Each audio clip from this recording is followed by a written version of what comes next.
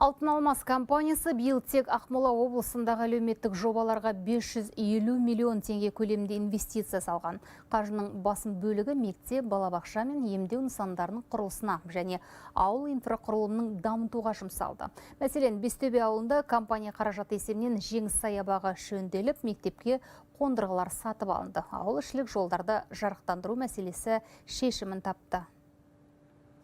Алтын алмас компаниясы Бестөбедегі әлеуметтік инфрақұрылымды дамытумен белсенді айналысып келеді. Мысалы, ауылға кірер жолдың бойында 68 жарық шамын орнату арқылы түнгі мезгілдегі көлік қозғалысының қауіпсіздігі қамтамасыз етілді.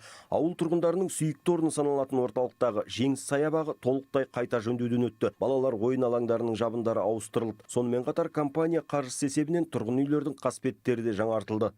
Кентімізге мына Жеңіс саябағын жөндеу жұмыстарына атсалысты. Бұған 1600 шаршы метрге брусчатка төселіп, және де мына отыратын орындықтар қойылды. Және де алдағы уақытта қоқыс жәшіктерін қоюды жоспарлануда. Алтын алмас ауылдағы нөмір 1 мектепті жөндеу жұмыстарына қаржы бөлді. Хоккей корты қалпына келтіріліп, бірінші қабаттағы холл мен спорт залының төсемдері жаңғыртылды. Компания сонымен қатар ауылдағы 2 бірдей мектептің робототехника кабинеттерін су жаңа қондырғылармен толықтай жабдықтап берді. Бұл жерде оқушыларымыз Lego Mindstorm және Arduino платформаларында жұмыс жасайды. Сонымен қатар өздеріңіз көріп тұрғандай, келесі платформаларда олар республикалар, облыстық, райондық жарыстарға дайындалады.